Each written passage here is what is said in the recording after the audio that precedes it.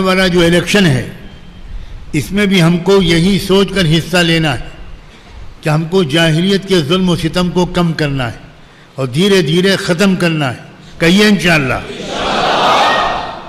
یاد رکھنا اچھی طرح یاد رکھنا ہر مسلمان ووٹ دینے والے لڑکے اور لڑکی نوجوان ووٹر کا ووٹ پڑھنا چاہیے. ایک بھی ووٹ ایسا نہیں ہونا چاہیے جو نہ پڑھے. میں جانتا ہوں ایک بھی ووٹ نہ پڑے. یاد رکھنا اگر آپ ہر عمل نیت کے حساب سے ہوتا ہے. انما الاعمال بالنیات. کوئی ووٹ ڈالتا ہے کسی اور نیت سے, آپ ووٹ ڈالیں اس نیت سے کہ میں چاہتا ہوں کہ میرے ووٹ کے ذریعے میرے ملک کے اندر ظلم کم ہو, میرے ملک کے اندر عزتیں کم لوٹی جائیں, میرے ملک کے اندر بے گناہ لوگوں کو جیل میں ٹھوسنا بند ہو. آپ کا ایک ووٹ بہت کچھ کرا سکتا ہے. کاہلی سستی مت کیجیے گا. ووٹ وہ الیکشن کے دن میں آپ سب پہلے سے اپنی جماعتیں بنا لیجئے, اپنی کمیٹیاں بنا لیجئے ہر محلے کے اعتبار سے اور بوتھ کے ذمہ دار ہونے کے اعتبار سے. ایک ایک ووٹر مرد اور عورت کو عزت کے ساتھ لے جا کر ووٹ ڈلوائیے. انشاءاللہ کریں گے.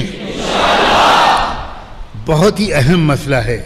میں اس سے زیادہ اس موضوع پر بات کرنے کی ضرورت نہیں سمجھتا, اتنا اشارہ کافی ہے. الیکشن کو دین سے ہٹ کر کوئی کام مت سمجھیے گا. یہ مت سمجھیے گا کہیں آپ میں کوئی ایسا بیٹھا ہو کہ آج حضرت نے مسجد میں الیکشن کا ذکر کر دیا. آپ کو نہیں معلوم اس الیکشن کے نتیجے اگر غلط نکل آئے تو پھر کیا ہوگا آپ سمجھ بھی نہیں سکتے. ظلم کی ندیاں بہیں گی, قتل عام ہوگا, جیل چھوٹے پڑ جائیں گے اور اللہ جانے کیا کیا ہوگا. اور انشاءاللہ یہ نہیں ہوگا, یہ نہیں ہوگا. یہ ملک مجدد الفسانی کا ہے, یہ ملک شاہ ولی اللہ کا ہے, یہ ملک کسی کے باپ کا نہیں ہے, یہ ملک خواجہ محی الدین چشتی کا ہے, یہ ملک حضرت خواجہ نظام الدین اولیاء کا ہے, یہ ملک عبد القادر جیلانی کے غلاموں کا ہے. اس لیے آپ سب اس خبر کو عام کریں. عورتیں بھی ووٹ ڈالیں.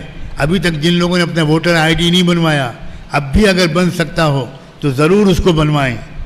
یہ بات میں بہت اہمیت کے ساتھ کہنا چاہ رہا ہوں.